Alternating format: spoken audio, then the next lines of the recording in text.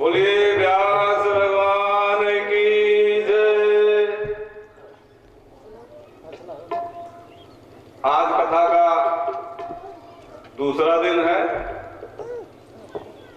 आप समस्त उपस्थित श्रोतागण को मैं अपने तिवारी परिवार की तरफ से हार्दिक स्वागत एवं अभिनंदन करता हूं। कल की कथा बड़ी अच्छी तरह से संपन्न हो गई। आज कथा का दूसरा दिन है। आप लोग ऐसे ही सहयोग बनाए रखें। कथा के पहले दिन ही महाराज ने कथा का सार सुना दिया है। श्रोता कैसा होना चाहिए, वक्ता कैसा होना चाहिए, इसको महाराज ने संक्षेप में पहले ही बता दिया है। देह भान से मुक्त होकर के आत्मा की स्थिति में आप लोग बैठें और कथा का श्रवणामृत करें।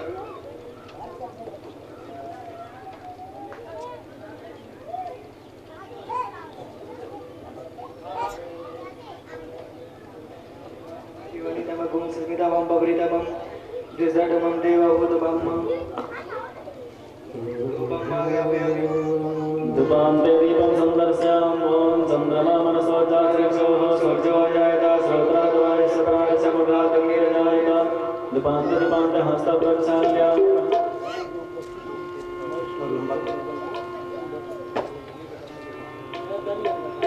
ततः दक्षिणां प्रदक्षिणां समर्पयामि जगदन्तपरादानन्दपूर्तञ्जास दक्षिणाः तदग्निर्वैश्वकर्मणः स्वदेवे पुनो ददत द्रव्यदक्षिणां समर्पयामि अच्युताय नमः माधवाय नमः केशवाय नमः श्रीपुराणपुरुषोत्तमाय नमः।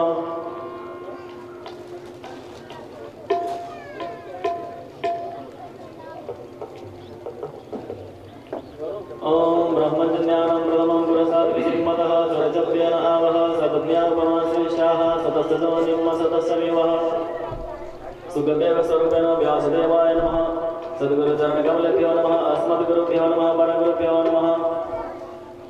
कस्तूरी तिलकं ललाटपटले वक्षस्थले वासिवं नासाग्रे वरमन्तिकं करतले वेणोत्तरे कङ्कणं सर्वाङ्गे हरिचन्दनं सलितं कण्ठे च मुक्तावली गोपस्त्री परिवेष्टितो विजयते गोपालचूडामणिं जगतम्। बोलिए व्यासदेव भगवान की, श्रीमद्भागवत महापुराण की जय, सुखदेव भगवान की जय।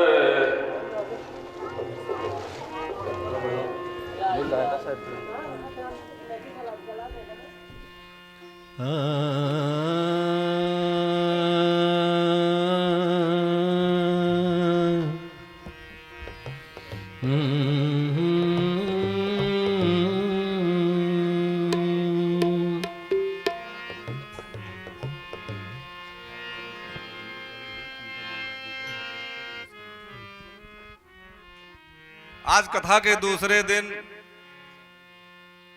कुछ हमारे नवागंतुक लोग आए हुए हैं, तो हम उनसे निवेदन करते हैं कि आकर के महाराज का माल्यार्पण कर दें। हमारे बीच में हमारे चाचा अयोध्या प्रसाद तिवारी जी उपस्थित हुए हैं। अगर वो यहाँ हों तो मंच पर आओ, महाराज का माल्यार्पण करें। अयोध्या प्रसाद तिवारी जी हमारे बीच में आज सुदूर गांव से प्रधानाचार्य पद से निवृत्त सेवानिवृत्त पंडित रामधार मास्टर जी आए हुए हैं। हम उनसे अनुरोध करते हैं आकर के महाराज का माल्यार्पण करें। हमारे बीच में सरुआवा गांव से माता प्रसाद मिश्र जी आए हुए हैं। हम उनसे आग्रह करते हैं आकर के वेद भगवान का वेद व्यास जी का माल्यार्पण कर स्वागत एवं अभिनंदन करें।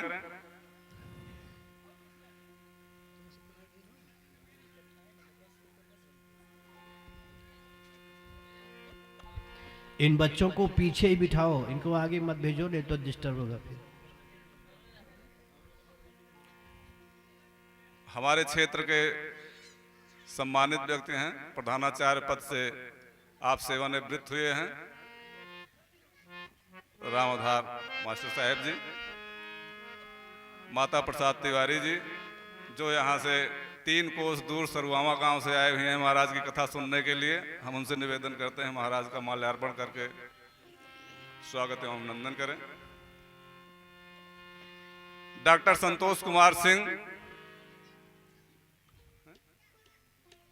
डॉक्टर संतोष पांडे आकर के महाराज का माल्यार्पण कर स्वागत एवं अभिनंदन करें। हमारे नवरासी अवधेश कुमार पांडे जी, जो हमारे यहाँ के पूर्व प्रधान स्वर्गीय दयाराम पांडे जी के पुत्र हैं, आकर के महाराज का माल्यार्पण कर स्वागत एवं अभिनंदन करें। हमारे बीच में हमारे रिश्तेदार श्री त्रिभुवननाथ मिश्रा जी उपस्थित हुए हैं। हम उनसे अनुरोध करेंगे कि महाराज का माल्यार्पण कर उनका स्वागत एवं अभिनंदन करें।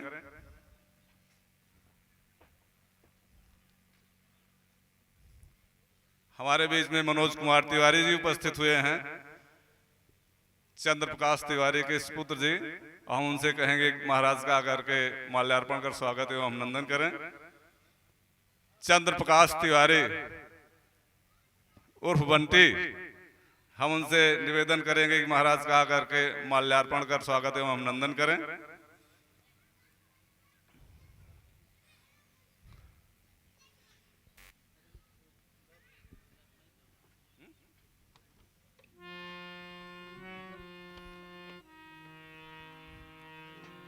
हमारे बीच में हमारे मार्ग प्रदर्शक और बूढ़ बुजुर्ग पांडे जी, जिनको हम प्रेम से वैद्य जी कहते हैं, वो आवें और महाराज का माल्यार्पण कर स्वागत एवं अभिनंदन करें। और इसके पश्चात आप लोग महाराज के मुखारविंद से इस कथामृत का रसपान करें।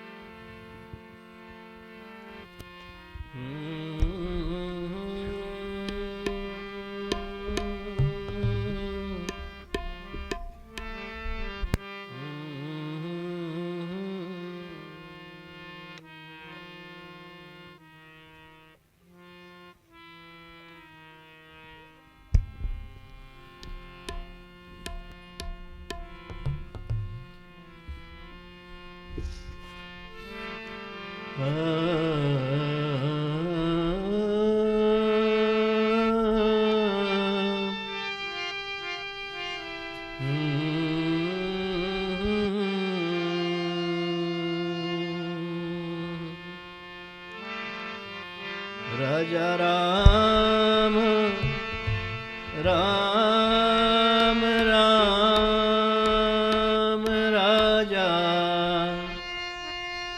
राम राम राम राजा राजा राम राम राम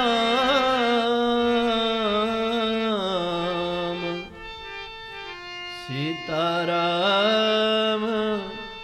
राम राम सीता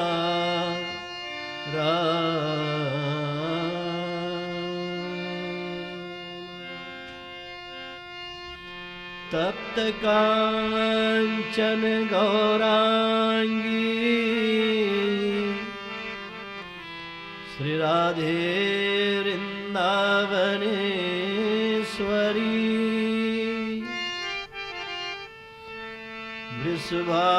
वृषभानुसुते देवी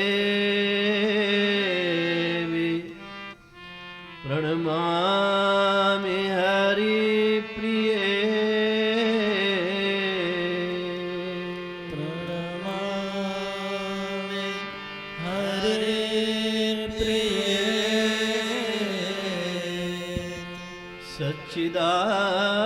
सच्चिदानंद रूपाय विश्वोत्पत्त्यादिहेतवे तापत्रय विनाशाय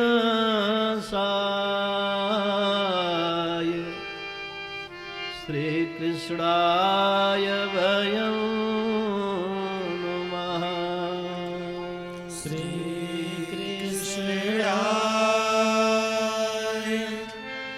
वयं नमः। मनोजवं मारुततुल्यवेगम्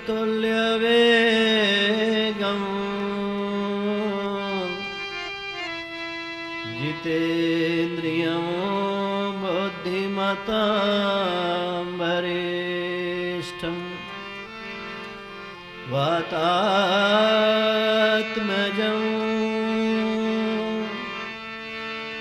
वानरयोथमुख्यं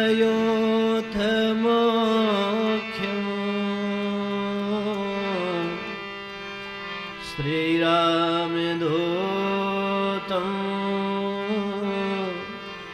शरणं प्रपद्ये। श्रीरामदूतं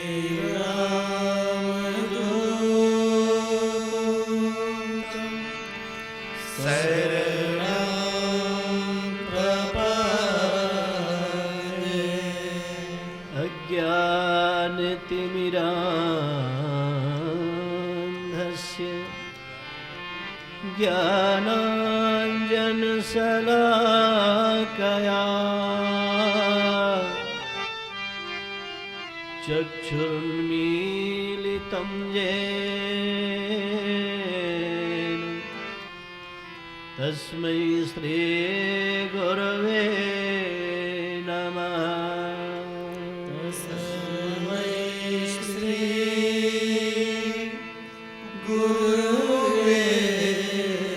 नमः।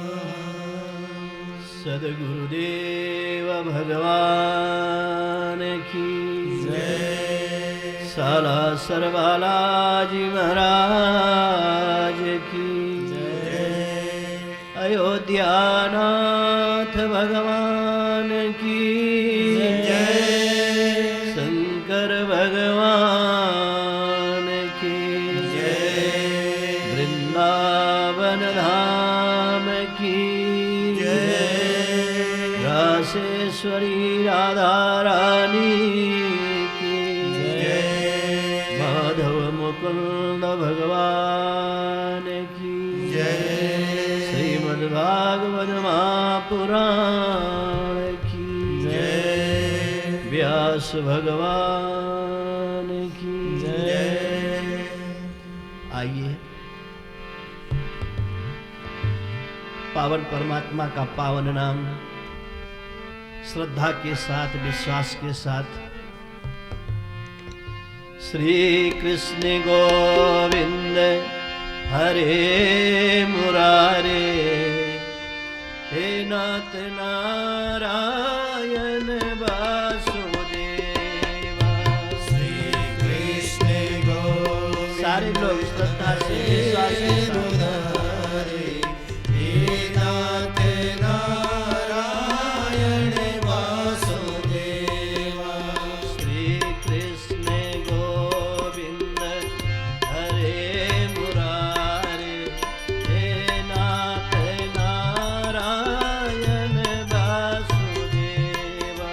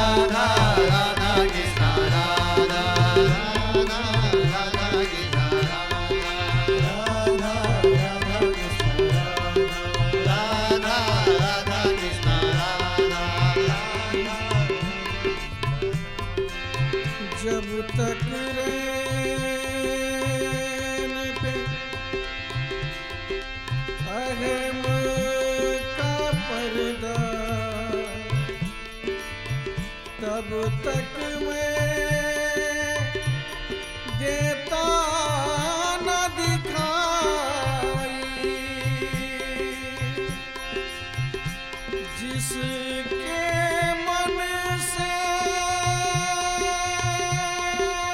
मैं नहीं निकली, उसने मेरी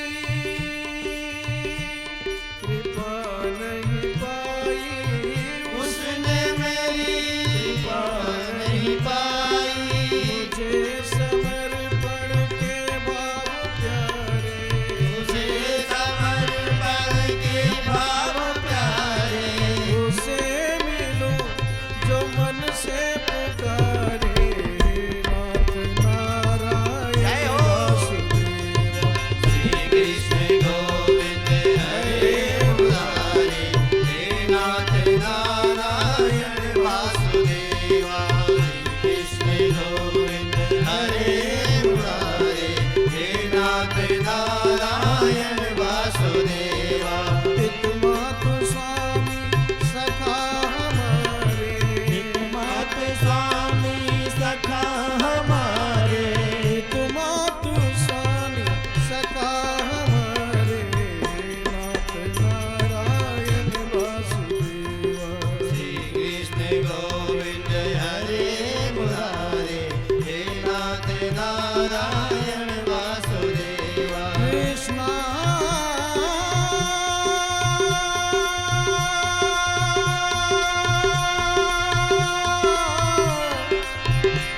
कृष्णा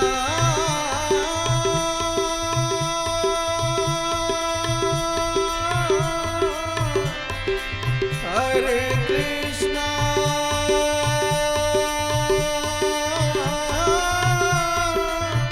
हरे हरे।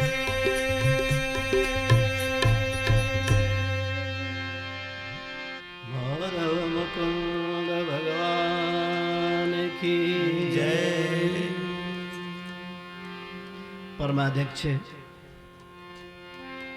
सर्वांतर्यामी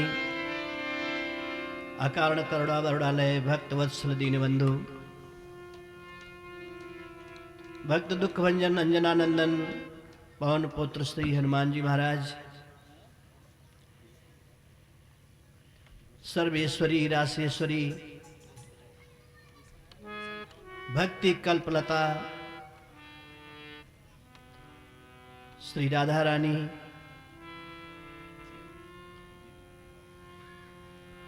इस दास का वंदन स्वीकार करें।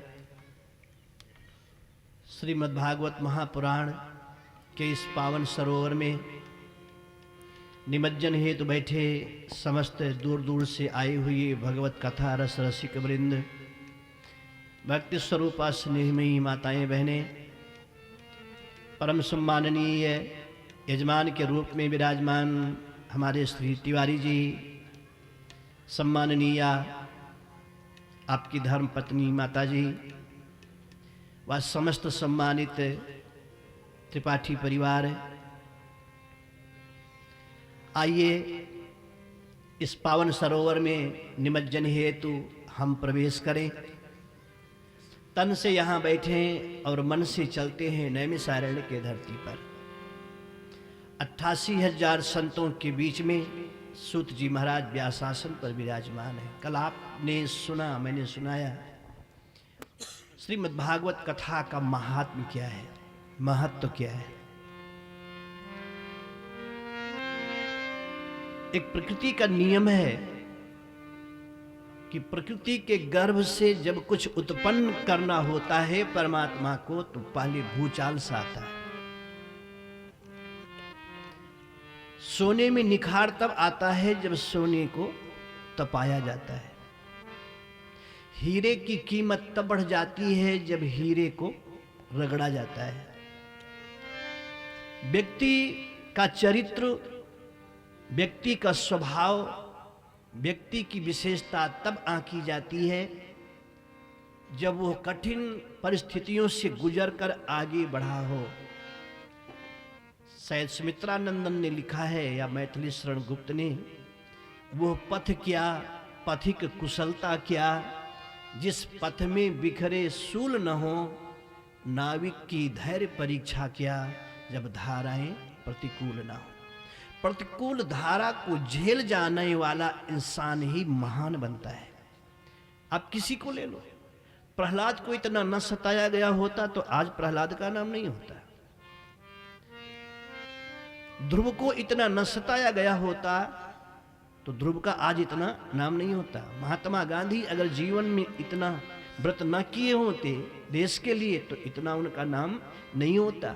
आपके समाज में भी जिन लोगों ने प्रकृति को बचाने के लिए, चरित्र को बचाने के लिए, शिक्षा संस्कृति को बचाने के लिए अपने को कुर्बान कर दिया, जीवन अपना, उनके रहने पर या ना रहने पर उनका नाम जरूर होता है। कुछ प्रकट करना है तो कुछ पहले खोना पड़ेगा। मैंने इसलिए कहा कि श्रीमद् भागवत की कथा भी ऐसी एंगल से प्रारंभ हो रही है।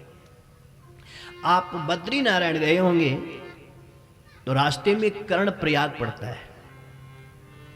जब लक्ष्मण झूला से आगे बढ़े होंगे तो कर्ण प्रयाग, केशव प्रयाग, जोशी मठ, ये सब रास्ते में पड़ते हैं। 5000 वर्ष पहले जो मैं चर्चा कर रहा हूं उस समय व्यास जी का जो आश्रम था केशव प्रयाग में था। कई जगह व्यास जी ने अपने आश्रम को बदला है। बद्री नारायण में वहां भी गुफा बना करके रहे हैं, वहां भी व्यास गुफा का नाम आपने गए होंगे तो सुने होंगे, वहां मैंने देखा है, वहां पर भी रहे, केशव प्रयाग में भी रहे। जहां संतों का तो पूरा समाज नहीं, पूरी दुनिया अपनी है। वसुधैव कुटुंबकम की भावना ही तो संतों में होता है। जहां पहुंचे वही राम जी की, वहीं ना लेना ना देना, अपना बिछाए और भजन करने लगे, देखते देखते कुटिया बन गई। जहां मन लग जाए संत को वही अच्छा लगता है। तो केशव प्रयाग में कुटिया बना करके बैठे थे, रोज कुछ ना कुछ लिखना, लिखते लिखते लिखते वृद्ध हो गए। 17 पुराण की रचना कर डाली, लेकिन फिर भी मन में संतोष नहीं आया। कुछ कमी है, कुछ कमी है, कुछ कमी है। या तो कमी का एहसास हो कि ये कमी है, सुधार कर लिया जाए, और जब कमी का एहसास न समझ में आवे कि क्यों उदास है मेरा मन, क्या चाहिए मेरे को, अगर उस उदासी का एहसास ना हो तो सब कुछ होने के बाद में भी व्यक्ति उदास रहता है। आपको लगता है जिसके पास पैसा है वो उदास नहीं है, उसकी उदासी है भगवान सबसे ज्यादा है। धन आया, इसको छिपावे कहां, ये भी एक मुसीबत। और अगर छिपा ले गए तो चोरी ना हो जाए, डकैती न पड़े, जान न जाए, ये भी एक मुसीबत है। जिसके बेटे हैं, बेटा बड़ा होकर के मेरी सेवा करेगा नहीं करेगा, ये भी सोच सोच करके बाप मरा जा रहा है, ये भी एक मुसीबत है। बुढ़ापे में मेरा क्या होगा, ये भी एक मुसीबत। मुसीबत तो चारों तरफ है, इसलिए कि हमने शांति के दरवाजे को बंद कर दिया है और अशांति के दरवाजे पे प्रवेश करके उसके घर में बैठ गए हैं। इसलिए जहां देखो वहां अशांति ही नजर आएगी। हम पैदा हुए थे तो शांति की दुनिया में आए थे, लेकिन यहां तो अशांति की दुनिया में प्रवेश कर गए। एक संत ने बहुत सुंदर 2 लाइन लिखा है, आदमी उदास क्यों, तो देखा दुनिया के लोगों को तो वो मुस्कुराते हुए लिखा, आनंद सिंधु बहे रहा फिर भी उदास है, आनंद सिंधु बहे रहा फिर भी उदास है, आनंद सिंधु बहे रहा फिर भी उदास है, आनंद सिंधु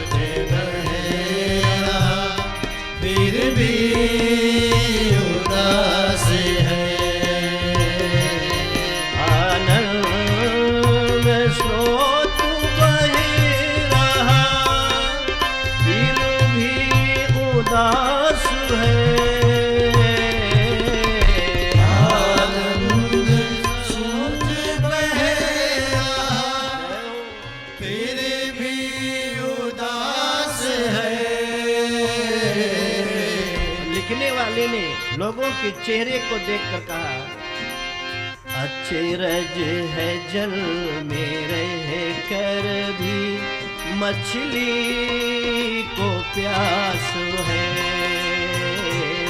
अचरज है जल में रह कर भी मछली को प्यास है। अचरज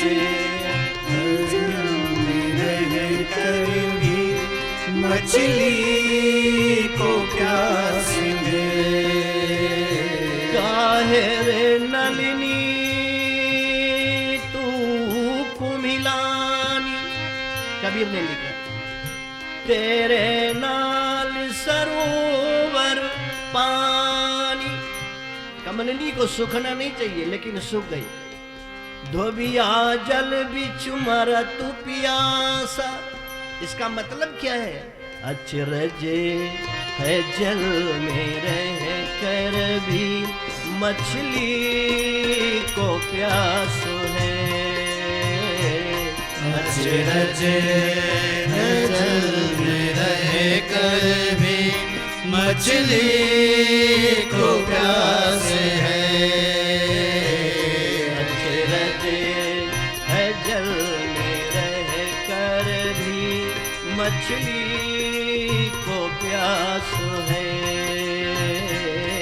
अचरज है जल में रह कर भी मछली को प्यास है। कोई न कोई कमी है, न किसी बिंदु की कमी जिससे सब कुछ होते हुए भी मन उदास है कुछ कमी। वो कमी क्या है? कमी है केवल आनंद की, क्योंकि आनंदम वही ब्रह्म, आनंद ही परमात्मा है। दुनिया में सबका विलोम है। अगर सुख आपको मिला है तो दुख आपको मिलेगा। अगर सत्य है तो असत्य है। अगर पाप है तो पुण्य है। अगर रात्रि है तो दिन है। अगर अन्याय है तो न्याय है।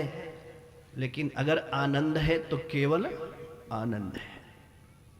आनंद का विलोम नहीं हो सकता, क्योंकि आनंद ही परमात्मा है। इसीलिए जब राम जी का नामकरण करना हुआ तो वशिष्ठ जी ने एक ही शब्द को पकड़ा, जो आनंद सिंधु सुख राशि।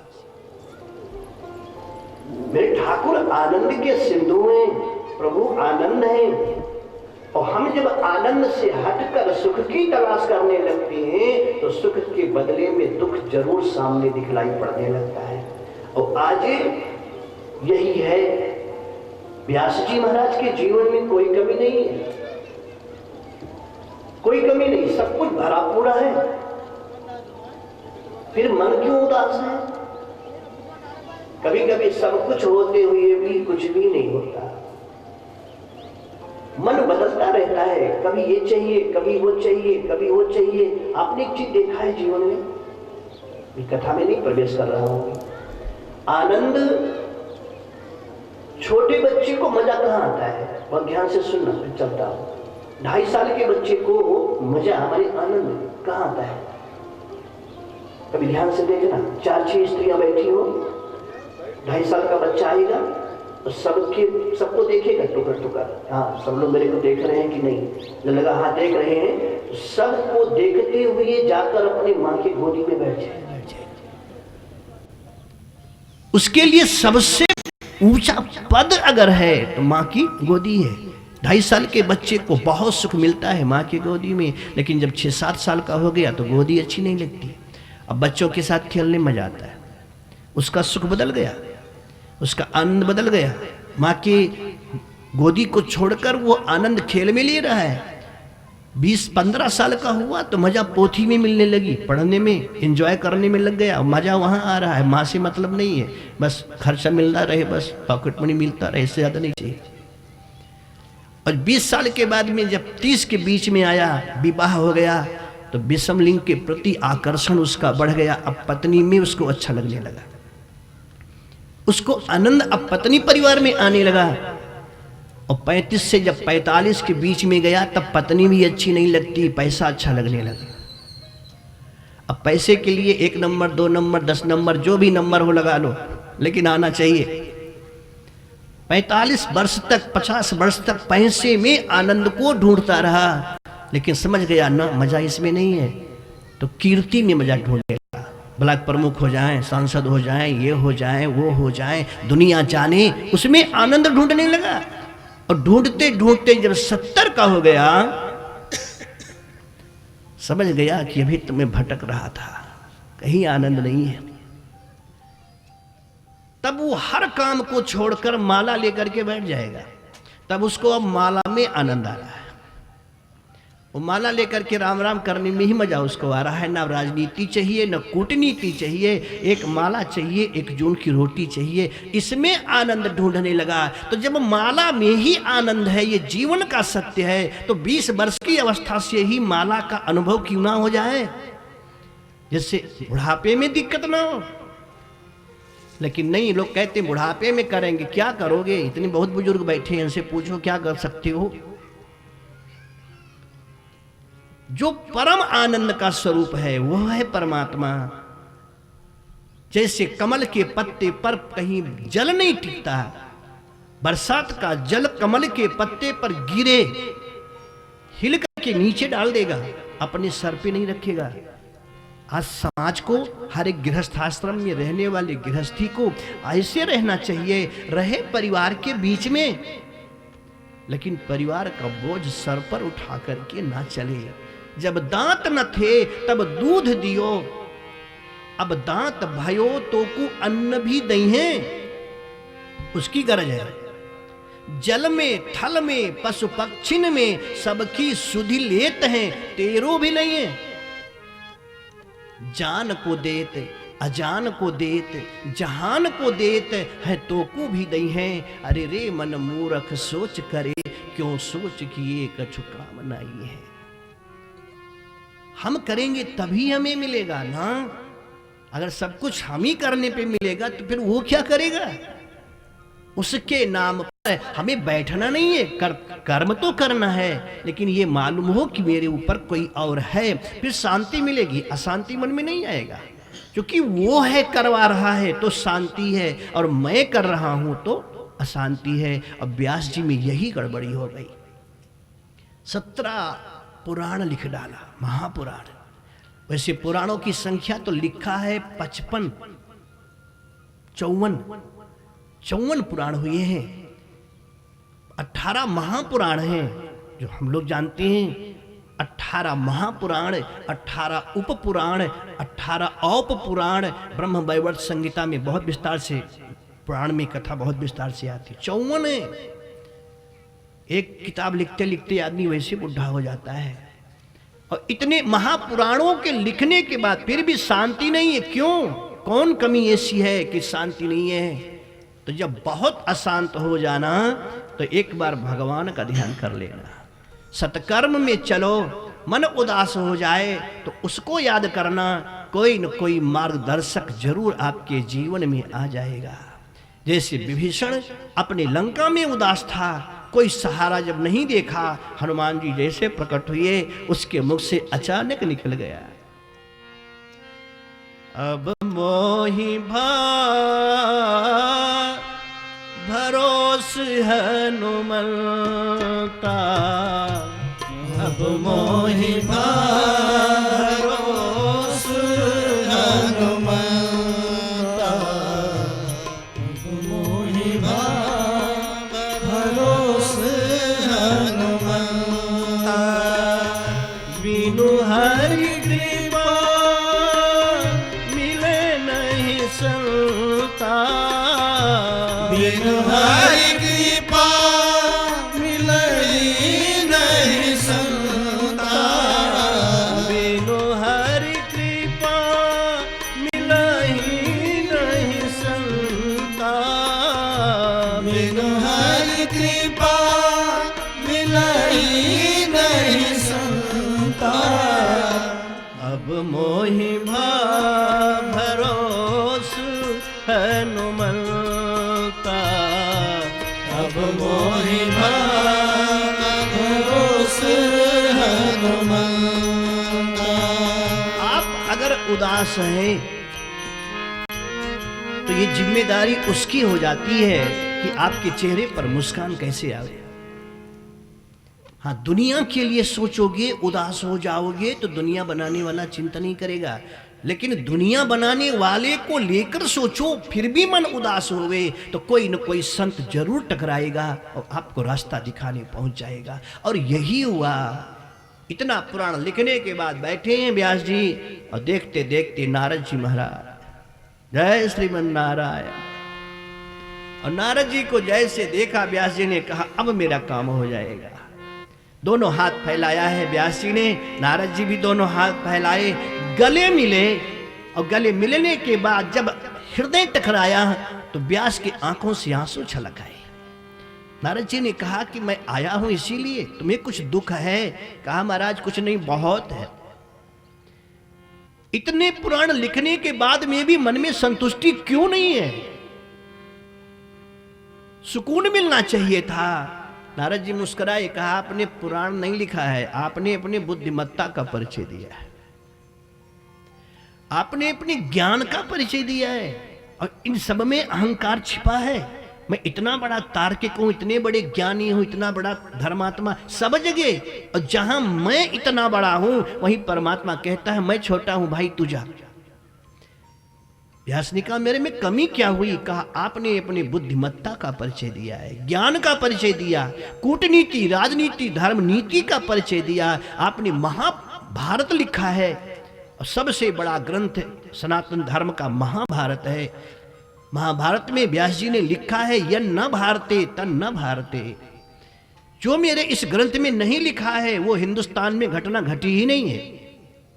आप कल्पना कर लो, जो मेरे ग्रंथ में नहीं लिखा है यन न भारते, कहे तन न भारते, जो मेरे ग्रंथ में नहीं है वो यहां कोई घटना नहीं घटी है। इतना विशाल ग्रंथ लिखा फिर भी शांति नहीं। तो नारद जी ने कहा व्यास जी बात बताओ। कहे कौवे और बगुले जिस सरोवर में डुबकी मारते हो वहां मान सरोवर का हंस आएगा? व्यास जी ने कहा ना, मान सरोवर का हंस तो केवल मान सरोवर में ही रहता है। तो नारद जी ने कहा आपने सरोवर की रचना नहीं की है, मान सरोवर की, आपने तलैया की रचना की है, जिसमें गंध नहीं दुर्गंध ज्यादा है, सुगंध नहीं दुर्गंध ज्यादा है। कहीं पर राजनीति की दुर्गंधी है, कहीं पर कूटनीति की दुर्गंधी है, कहीं पर ज्ञान, कहीं सब जगह कुछ ना कुछ है। एक ऐसा ग्रंथ, एक ऐसा सरोवर होना चाहिए जहां निर्मल धार बहे। कौन से जल का धार? का प्रेम रस धार बहे। 17 पुराणों में है कोई ऐसा जिसमें प्रेम रस की धारा बहे? व्यास जी ने कहा मेरे को तो लिखना था, मैं लिखता चला गया, ये कभी नहीं सोचा। कहा सोचो, अभी तक आपने लिखा उसका सार बाकी है। और सार कौन है? सभी देवताओं के सार कहे मेरे प्रभु गोविंद हैं, इसलिए वो प्रेम के अवतार हैं। कोई कथा उनकी तो लिखो, कोई कथा उनकी तो लिखो।